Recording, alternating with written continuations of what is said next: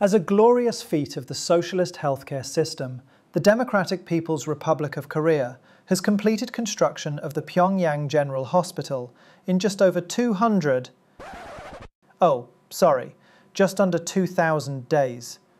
Inaugurated on October 6, 2025, by none other than the respected Supreme Leader Kim Jong-un himself, the Pyongyang General Hospital, in our humble opinion, is North Korea's most expensive photo op. Shiny floors, spotless wards, a helipad for dramatic effect. There's just one thing missing: patience.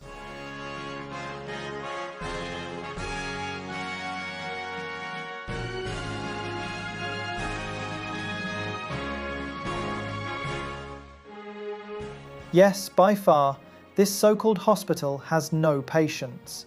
It is just a pristine medical wonderland, sealed off from its own population. A place where the operating rooms are photo ops, the doctors are actors, and the only thing in stable condition is the regime's ego. It was a construction disaster, one of Kim Jong-un's political nightmares. Announced in March 2020 and rushed to completion by October of the same year, the hospital was meant to celebrate the 75th anniversary of the ruling Workers' Party. In the end, it will only be completed in October 2025 and repurposed to celebrate the party's 85th birthday instead. What happened? Equipment delays, sanctions. Maybe the elevators don't work. Maybe the only medicine available for the North Koreans is ideology.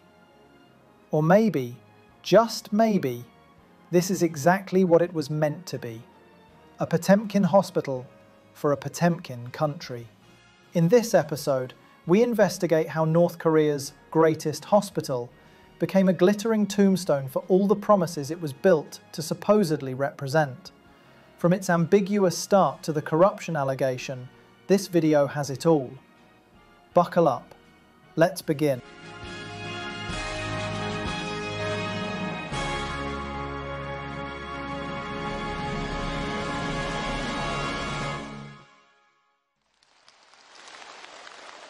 North Korean leader Kim Jong-un has attended a ceremony to break ground on a general hospital in Pyongyang, calling the opening of the hospital a crucial task to improve the regime's public health. Now, the ceremony to begin the construction of Pyongyang General Hospital marked Kim's first reported public activity in the capital. Back at the beginning of 2020, a mysterious new virus was spreading worldwide. Meanwhile, Kim Jong-un, the supreme leader of North Korea, unveiled a bold plan: build a cutting-edge general hospital in Pyongyang in just 200 days, in time for the ruling Workers' Party's 75th anniversary on October 10th, 2020. This hospital was hyped as a top priority construction, the foremost project of the year, personally ordered by Kim as a gift to the people and tribute to the party. State media gushed that it would showcase North Korea's superior socialist healthcare, an ultra-modern facility symbolizing Kim's benevolence and the regime's promise of free healthcare for all. Official reports spoke of our people's long-cherished dream finally coming true, and the great fatherly leader's loving dedication to public health. As if Kim himself were wielding the scalpel in every future surgery. Propaganda described the project in messianic terms: world-class medical technology, advanced health services for the masses, and a shining beacon of civilization rising in the heart of Pyongyang. On paper, it was indeed glorious.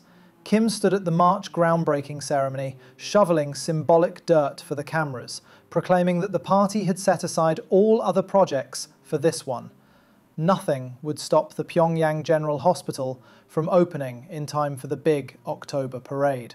He even dispatched officials on field trips to study the world's best hospitals to ensure this one would be truly world-class. Well, please try to imagine some North Korean cadres strolling the halls of Mayo Clinic with notepads. In a country where leaders have absolute power, Kim perhaps thought his decree alone could erect a world-class hospital from absolute nothing in just a few months. After all, why not? In North Korea's narrative, the great leader's will can move mountains away. Surely they could build a medical paradise by the fall. But reality had some other ideas. Even as Kim boasted that 2020's glorious year would see a modern hospital built at lightning speed, North Korea had to grapple with economic sanctions, a chronic shortage of construction materials, and the arrival of COVID-19. North Korea confirmed its first COVID-19 outbreak on Thursday, with state media reporting an Omicron variant had been found in Pyongyang. This is actually the first public admission of a COVID infection in North Korea, that coming more than 2 years after the first cases in neighbours South. Construction began at breakneck speed. Determined to please the leader, managers mobilized army units to work around the clock. The slogan of the project was, "Finish by October 10th or," you know it. Workers, many of them young soldiers, toiled day and night, often with minimal sleep and no safety gear, to meet the impossible deadline. The site became a frenzy of hammers, cranes, and patriotic anthems blaring over loudspeakers to keep everyone motivated. Inevitably, the rush took a deadly toll. Reports soon emerged of a spate of accidents at the hospital site. Locals witnessed exhausted soldiers falling from scaffolding in the dark. One 27-year-old conscript, nearing the end of his 10-year mandatory service, so sleep-deprived that he could barely keep his eyes open, plunged to his death while welding at 1 a.m. In just 1 month, at least 19 fatal accidents occurred. These young men were literally working themselves to death to build a hospital intended to save lives. Some workers were angry, asking why the construction had to proceed in a way that led to such a great loss of life. The People's Hospital was claiming people's lives long before its doors opened to the public. Meanwhile, that troubling shortage of materials quickly became obvious. By mid-2020, progress lagged far behind schedule. Kim Jong-un visited the site in July 2020, expecting to see a near-finished building. Instead, he found a construction mess, nowhere near completion, and he was furious. In a rare moment of public candor, North Korean media reported Kim's thunderous rage on the construction site. Imagine an infuriated Kim in his double-breasted suit, berating hapless project managers in front of half-built walls and idle cranes. This was not in the script of socialist glory. North Korean leader Kim Jong-un has sacked officials building a hospital for extortion. They had pressed the public for contributions, media reported on Monday. It's the second time he has publicly reprimanded those managing the high-profile project. It soon emerged why the progress was stalling. Money, or rather the lack of it. In North Korea's ideology, healthcare is supposed to be free for all, one of the proud boasts of its socialist system. But free healthcare doesn't mean the hospitals build themselves at no charge. Someone has to pay for all that modern equipment and construction, and the state's coffers were running dry. What to do? Some enterprising officials had a genius and promising idea. Ask the people. Yes, the very public this hospital was meant to serve were urged to donate funds and materials to finish it. Throughout 2020, a quote, nationwide donation drive quietly took off, essentially crowdfunding Pyongyang General Hospital by shaking down factories, families, and perhaps anyone with a spare wand to contribute. In a system where one doesn't simply say no to patriotic giving, many probably handed over what little they had.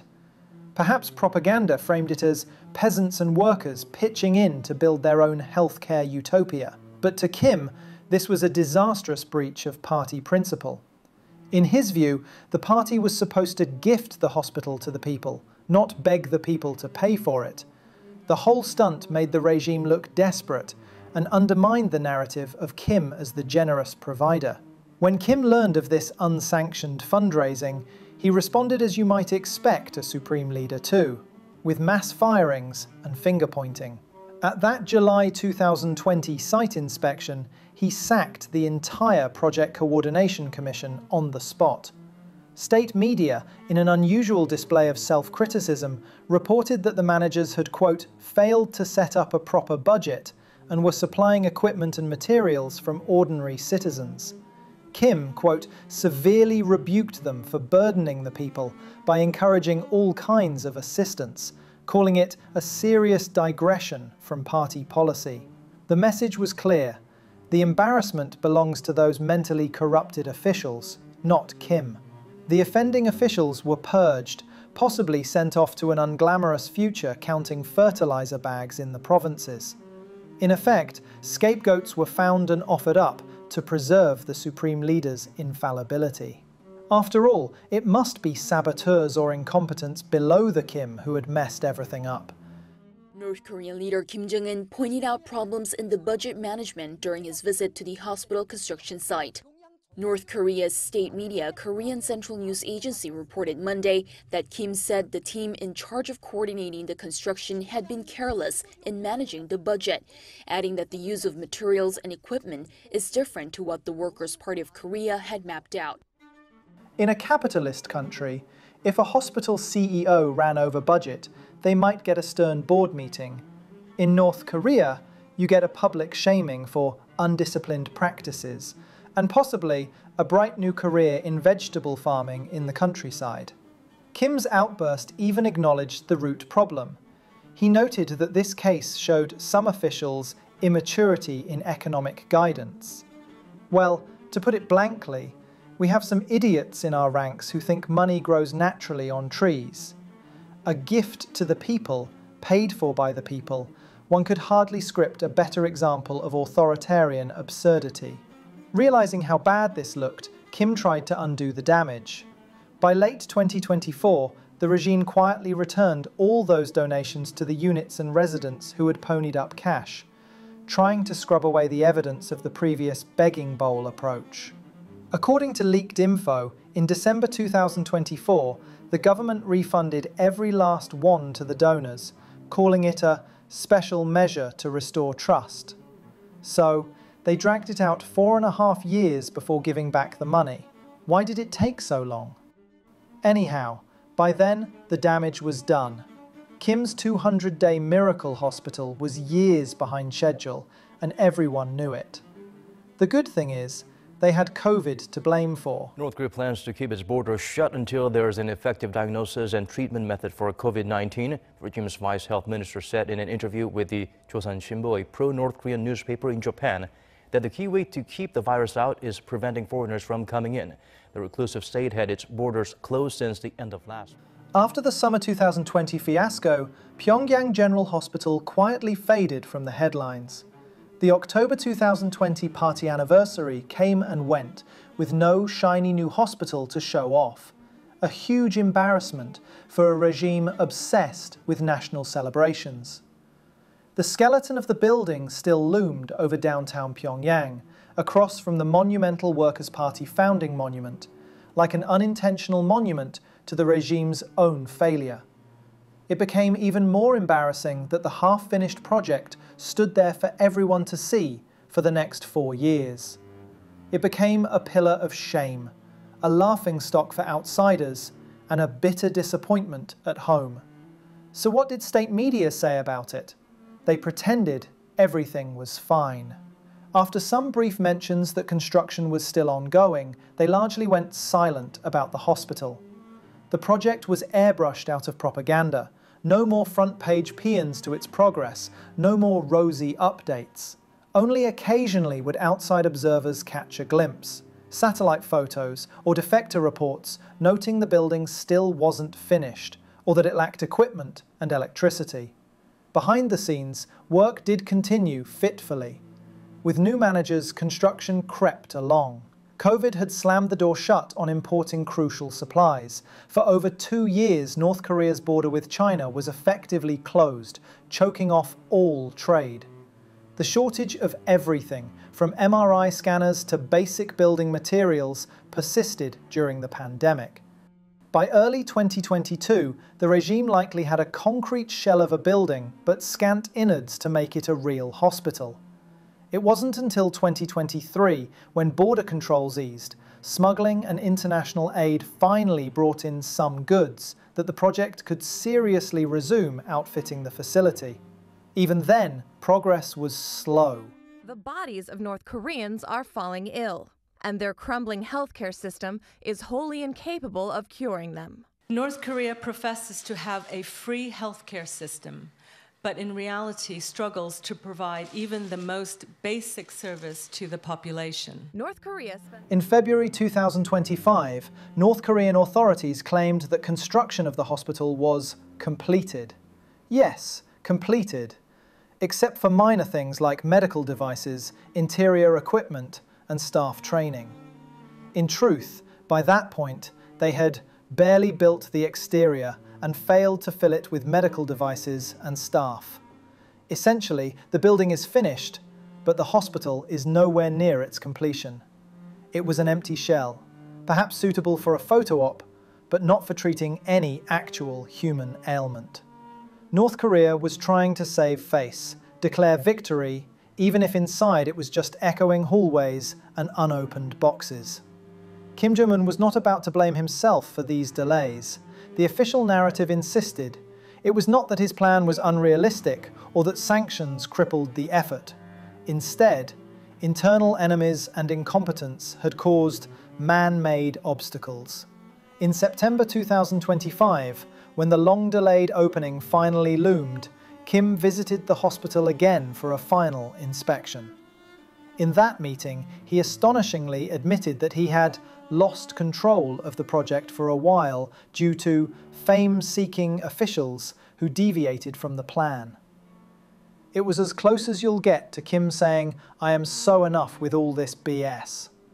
Again, he lambasted those former managers, who were likely already in prison or some farming camp, for pushing ahead at their own discretion without approved budgets, neglecting financial discipline, and causing economic losses. In sum, they screwed up his dream. This was classic authoritarian finger-pointing. Acknowledge the failure, but pin it entirely on subordinates' wrong practices and complications, not on the leader's will or the system itself. These wrong practices led directly to the project's 5-year delay, a candid hint that in the totalitarian kingdom, reality can easily slip out of the great leader's grip.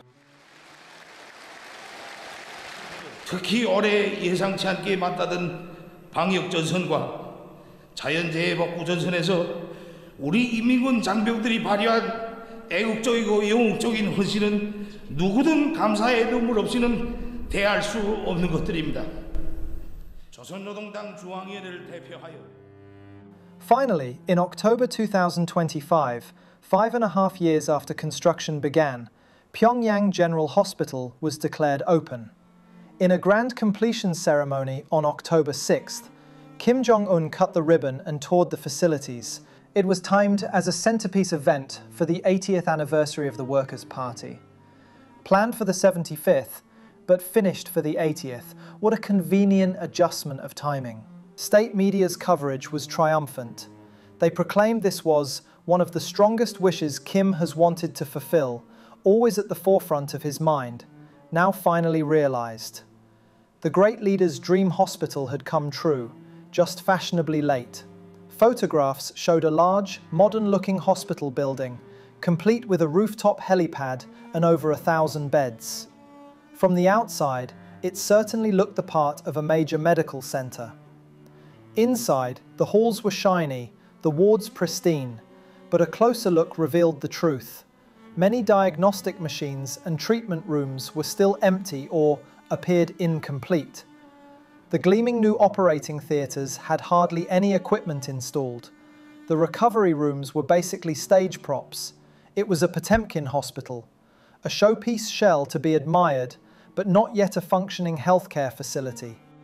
In fact, Kim Jong-un openly acknowledged that the hospital wasn't ready to treat patients immediately. During the ceremony, he suggested that operations should be normalized starting in November 2025, after the staff have time to familiarize themselves with new equipment and systems. In other words, we built it, but we still need to learn how to use it. What Kim did do on opening day was what he does best. Use the moment for political theatre. Standing in the lobby of the hospital that had no patients, he delivered a speech equal parts self-congratulation and scathing critique. On the one hand, he called the Pyongyang General Hospital the first result of the public health revolution and a leap forward for the nation's medical system. He lauded it as the new core base for modernizing healthcare, the backbone of a coming network of modern hospitals throughout the entire motherland. But on the other hand, Kim devoted a significant chunk of his address to berating North Korea's health ministry and sector. He blasted the Ministry of Public Health as weak, outmoded and irresponsible, calling its officials devoid of common sense, with no desire to do something new. Ouch. He basically labelled his entire health bureaucracy worthless. One imagines the health minister standing off to the side, sweating bullets, wondering if he'd still have a job, or his head by the next morning. Kim even nitpicked specific absurd details to drive the point home. Specifically, the design of doctors' and nurses' uniforms. He ridiculed the proposed new uniforms for hospital staff, saying they looked like white cloth covering sacks. Yes, amid discussing national health policy, the Supreme Leader took time to mock the fashion sense of his health ministry. It's both comical and telling. Kim was signalling that everything was under his scrutiny, down to nurse outfits, and the ministry had failed at even that. If they can't even design a decent uniform, how can they run a modern health system? For a dictator, sometimes it's the petty details that convey absolute control. State media dutifully recorded Kim's fury. They quoted him declaring that the health sector's sorry state was weaker than any other sector, with outdated facilities nationwide. He accused the health bureaucrats of caring more about their jobs than innovation and the welfare of the people. To fix it, Kim proposed forming a new, powerful medical administration organization directly under his watch to push his modernization agenda. In other words, the health ministry might get sidelined or overhauled. Big Brother Kim will handle it personally if need be. The ceremony ended with thunderous applause. As always, applause for the leader's benevolence in giving the people this hospital, and perhaps applause that the tongue-lashing was over. One cannot overstate how dramatic the event was. The Pyongyang General Hospital, on that day, was essentially a stage set. Its grand lobby decorated, its staff in sack-like uniforms, its hallways immaculate and empty. It hosted an audience of elites, Kim, top party cadres, but no patients. He turned the hospital's opening into a seminar on the failings of everyone except Kim Jong-un. If there were an award for best performance in a medical drama by a non-doctor, Kim would have won his first Oscar right there.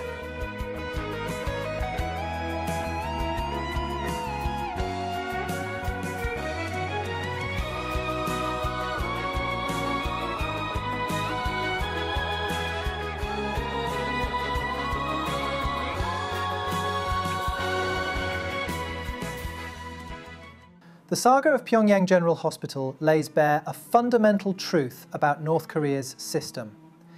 Infrastructure often serves propaganda first and people second. This hospital was conceived and built not primarily as a healthcare facility, but as a political symbol. It was meant to prove that Kim Jong-un cared deeply about his people's well-being. In the state media's telling, Kim spent sleepless nights worrying about this hospital, pouring his blood and sweat into it.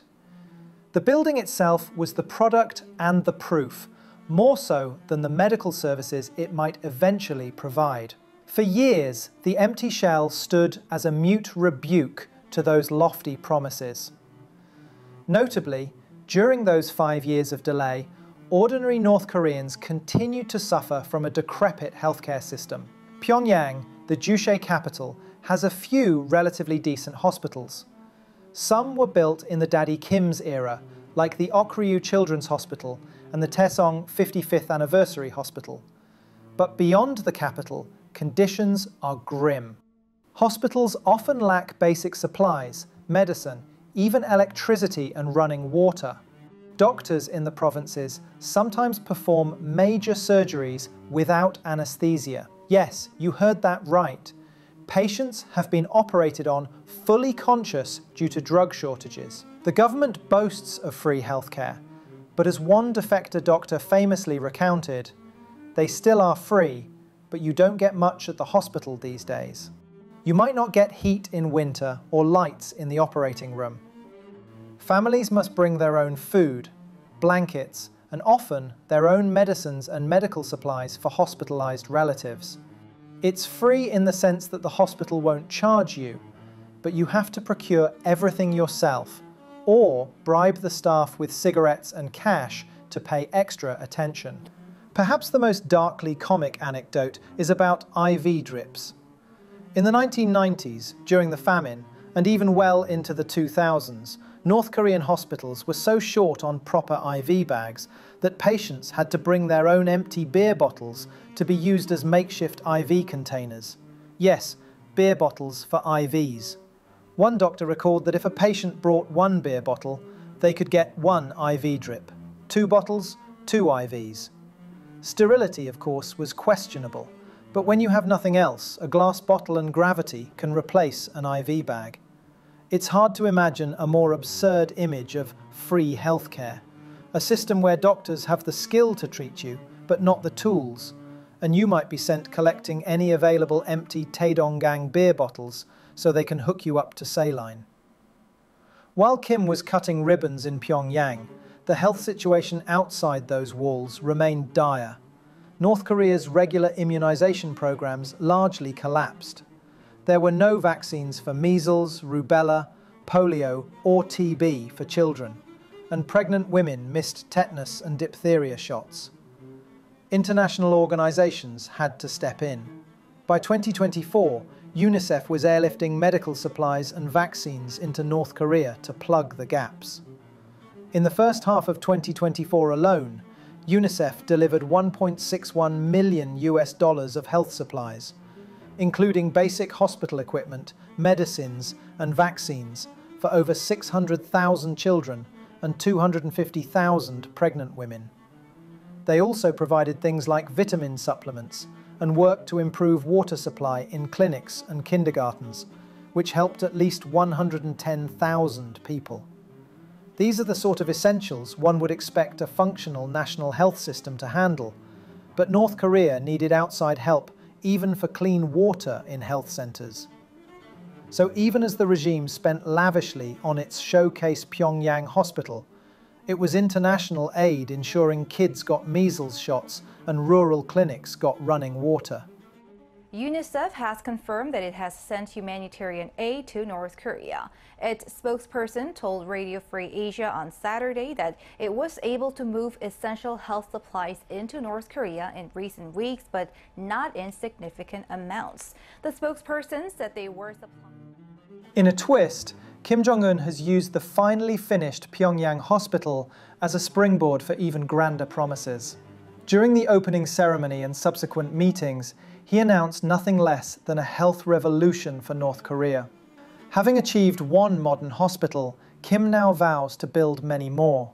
Specifically, he pledged to build a second Pyongyang General Hospital to better serve the capital, and to establish central-level general hospitals in each provincial capital. Not stopping there, he spoke of modernizing clinics in all towns and upgrading the entire healthcare system in the next decade.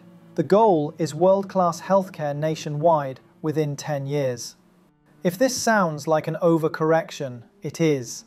It's as if, to compensate for one belated hospital, Kim declared 200 more would sprout up by sheer force of will. In fact, North Korean officials outlined a plan. Starting in 2025, the year number 1 of the public health revolution, They would launch pilot projects in a few counties, and from 2026 onward, build 20 new hospitals each year for 10 years. Do the math, and that's roughly 200 hospitals in a decade. Kim's grandiose promise is, by 2035, North Korea will have a fully modernized, nationwide hospital network, bringing 21st century care to every province, every town, and every person. It's an ambitious vision. Given the current situation, that's pure fantasy. If Pyongyang General Hospital's journey has taught us anything, it's that plans on paper often melt under North Korean realities. Now we're asked to believe they'll build 20 each year like clockwork. Perhaps Kim is banking on better luck or newfound resources. He perhaps felt good about the slight economic uptick from renewed trade with China and Russia. There's speculation that arms deals with Russia or other trades are giving Pyongyang more cash to spend on civilian projects. Kim also likely wants to show his domestic audience that, despite the struggles, he's charging ahead on improving their daily life. For this patient, a helicopter and medical doctors were sent by the dear leader, Comrade Kim Jong-il.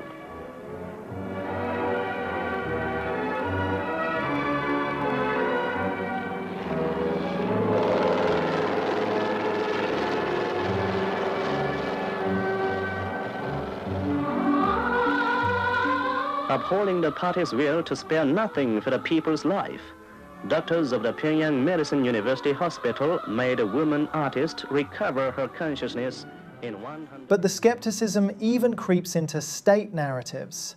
Fool me once, shame on you. Fool me twice, shame on me.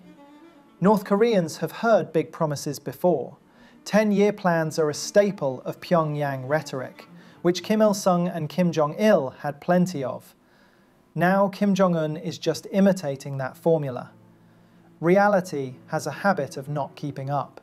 After all, before this medical revolution, Kim had declared many similar revolutions, such as the agricultural and housing ones. Their progress can be described as mixed at best. The people in the provinces might reasonably think, we can't even get antibiotics at our local clinic, but we're supposed to expect a high-tech hospital in no time. Even some North Korean official reports hinted at the challenge.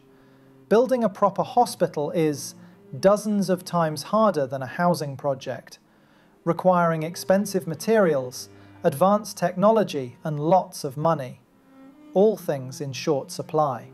Kim himself admitted, it is not easy at all to build a single qualified hospital, given North Korea's circumstances. That makes the 200 hospitals pledge sound more like aspirational propaganda than any feasible policy. Of course, in a dictatorship, no one will openly say, this is crazy, no one can do that. Instead, they'll cheer and shout, "Manse!" as Kim outlines the next impossible dream. And so the cycle continues. Enormous goals, frantic mobilization, constant cutting corners, potential new scapegoats when targets aren't met. The Pyongyang General Hospital experience may unfortunately repeat in miniature across the country, unless there's a dramatic change in approach or assistance. On paper, by 2035, every province will have something like Haeju General Hospital or Cheongjin General Hospital, boasting MRI machines and laser surgery. In practice, some may get built, but will they be staffed with adequately trained doctors? Will they have electricity, modern meds, and maintenance? China has dispatched a team to North Korea to advise on the health of leader Kim Jong-un, according to 3 sources familiar with the situation.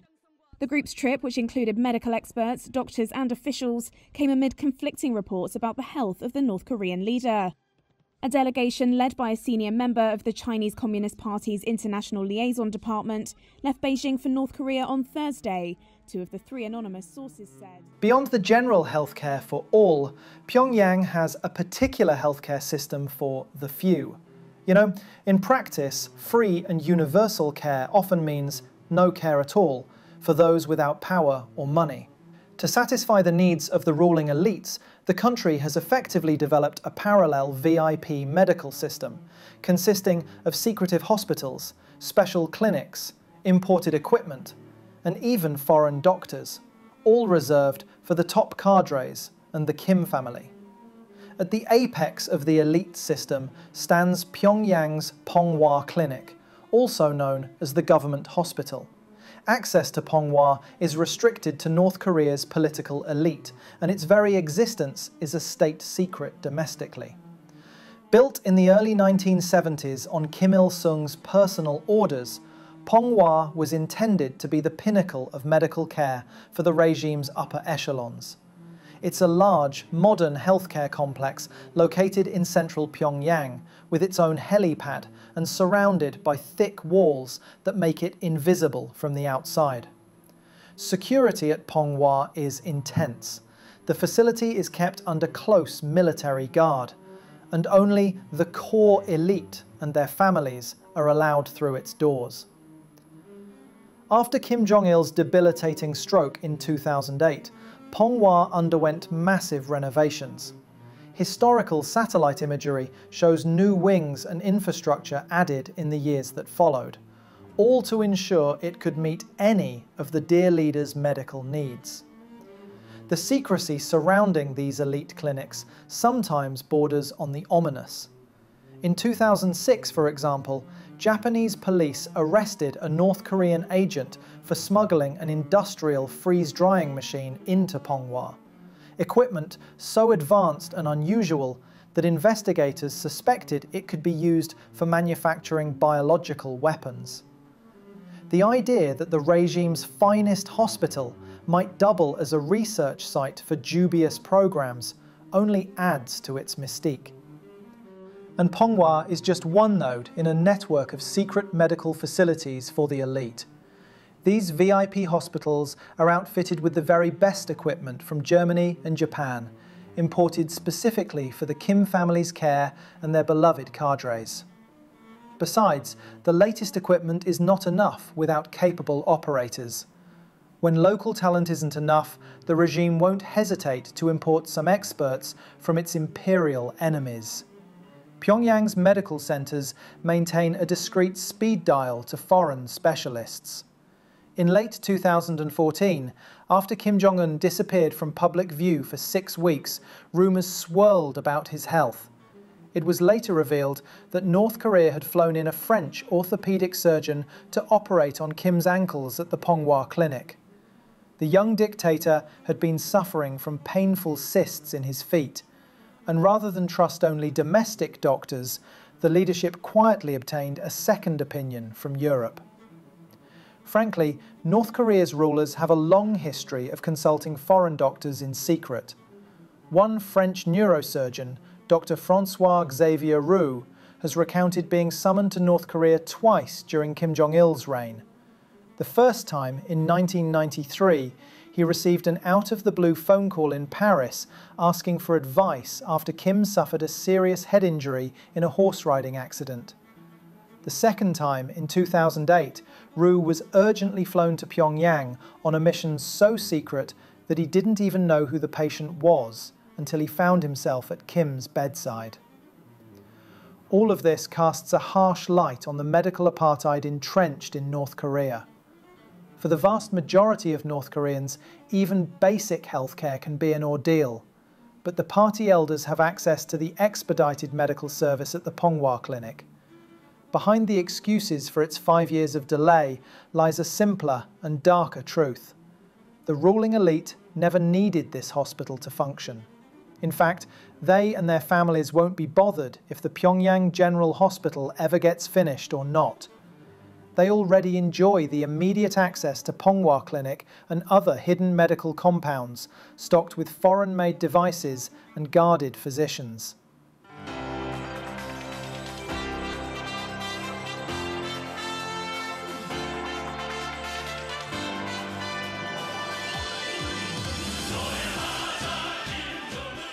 As our tour of Pyongyang General Hospital concludes, what do you think about it?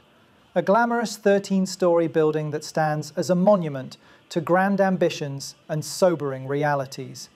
It is both a product of propaganda and a victim of it. Built to prove one point, it instead proved another point. The sheer will of the leader and the given slogans cannot substitute for reasonable planning and resources. Kim Jong-un wanted a showpiece of socialist superiority. What he got, after much angst, is a hospital that will need years more of investment to truly meet the world-class standards that he had long proclaimed. The hospital's tale is almost Shakespearean irony. It was conceived in pride, born in haste, delayed by hubris and fate, nearly derailed by scandal, and finally unveiled in half-fulfilled glory. It became a stage for authoritarian theatre, where blame is shuffled like cards, and appearances are maintained at all costs, to save that critical moment for Kim's photo ops. Within this dark comedy lies a tragedy, the wasted potential and continued suffering of ordinary North Koreans who still await genuine healthcare improvement. The building is there. Whether it becomes a living hospital or remains a hollow shell will depend on factors far beyond its impressive facade. One day, perhaps, Pyongyang General Hospital will be fully up and running, surgeons saving lives in its operating rooms, elders getting chemo in its wards, doctors diagnosing illnesses with its MRI and CT machines.